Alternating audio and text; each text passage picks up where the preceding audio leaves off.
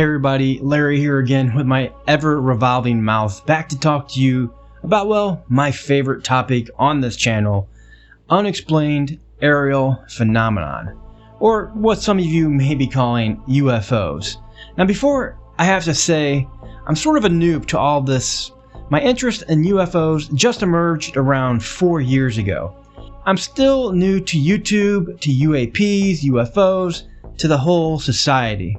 So unlike many channels that have been around for what feels like ages now, I feel I've missed out on so much. So today I'm going to go back in time a little bit. Roads? Where we're going, we don't need roads. And talk about a couple sightings many of you probably have already seen before. And hopefully I can bring some new insight for you today, or at least the opportunity to look at some really cool sightings. So first I want to talk about this video that purportedly shows a TR-3B.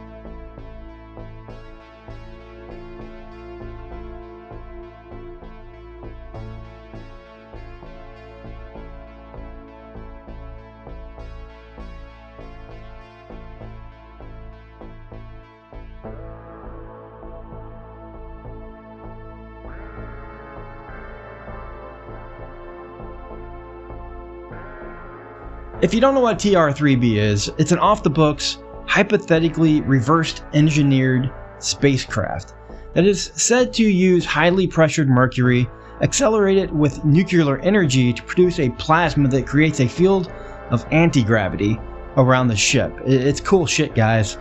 With the conventional thrusters too, they say, are located at the tips of the craft, which in turn allows it to perform all manner of rapid high-speed maneuvers along all three of its axes. Interestingly, the plasma generated also reduces radar signature significantly. What you would consider to be invisible on radar, and it would remain undetected.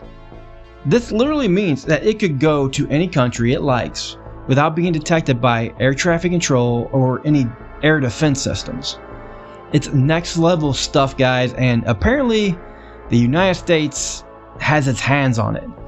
And if it does, it's not just the hardest. I think this is the hardest, no doubt, UAP to detect. Photos, footage, it's far and few between. You just don't see a lot of videos or pictures or anything of these crafts. And one, I gotta be honest, I personally find them the most interesting. That's why I loved this video when it first came out. I think I watched it 9 or 10 times. Still remains one of my favorite till this day. No one really knows if it's real, but damn, it looks legit as hell to me. You can even see the outlined area here where it blackens out, the dark sky behind it. Everything about it reminds me of what Terry Lovelace and how he described what happened to him when he was abducted at Devil's Den in Missouri.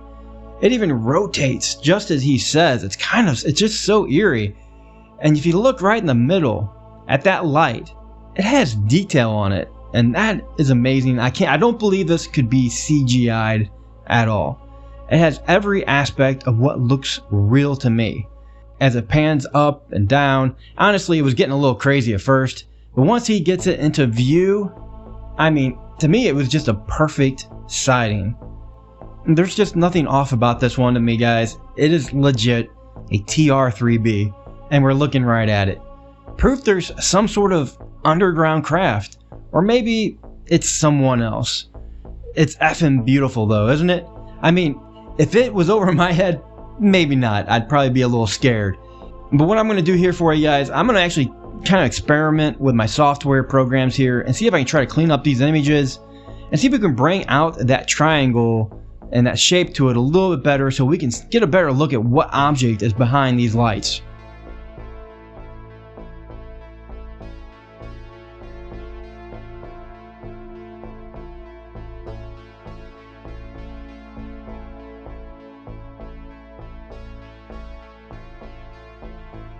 Okay guys, so what do you think? It's still one of my favorite captures of all time, and I don't think anyone really knows its true source. I'll add mine in the link below, but I'm sure even they weren't the original supplier of this video. Okay, and I actually do have one more video for you here, so next I'm going to go ahead and show you a video from 1994. It's a clip, and it's much like the Nimitz sighting, the Tic Tac, and all the other Navy UFO sighting videos that you've seen. Again, no idea of the original source, but I have heard it was captured over the Nellis Range in Nevada and eventually fell into the hands of the government officials who finally somehow sold it to Hollywood, and it has been featured in movies. I'm not sure if that's all totally accurate, but it is a strange story indeed. So go ahead and take a look.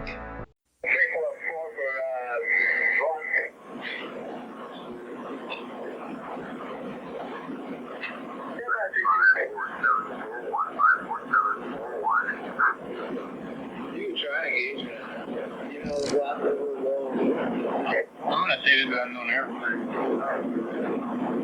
P1013 for the aircraft, 357 for 10K coming inbound, about 18 degrees elevation. We don't know what type it is. Also, it looks like an A-10. Standby 13. 5-4. Whatever it is.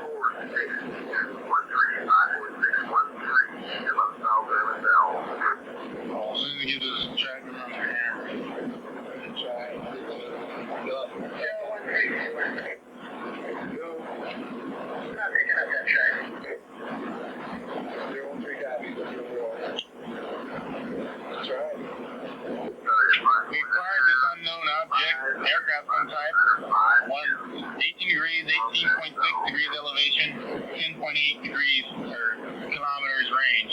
We're going to put a launch up on it anyway and see what happens. It seems to be hovering there. Launch up, 21.3 degrees, 18.5 degrees elevation, 10.9K. It appears to be going outbound real slow. There's hardly any range velocity. I don't know if this would be an impact or not. We have impact 024, 18.3 degrees elevation, 11K. We'll call this a kill on its unknown aircraft. T1 control doesn't know what type of aircraft it is either. And no ACM, no tactics. That's weird. Strange. Yeah, it's southbound. It's moving fast. Did you stop it?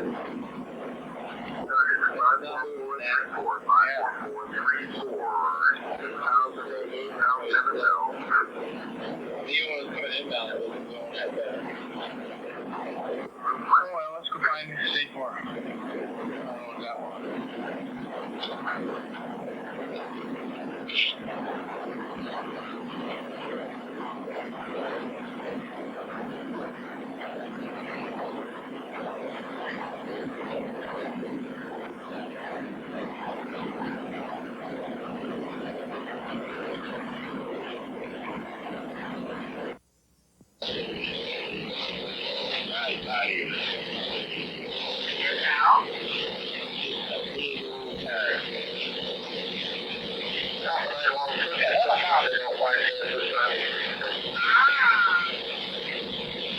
That's why it's so strong.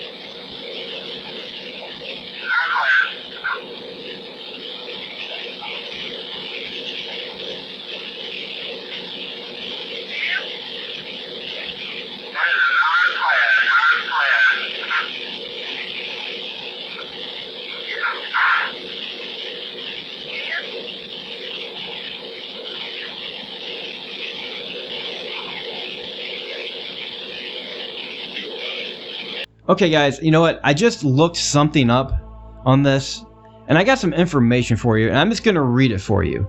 Okay, so this apparently happened in February of 1995 when it was shown on the American TV show Hard Copy, broadcasting a videotape showing this unidentified object flying over a North American military test range. Further footage was shown the following December on the Sightings TV show, so that's where I guess they got the movie's idea.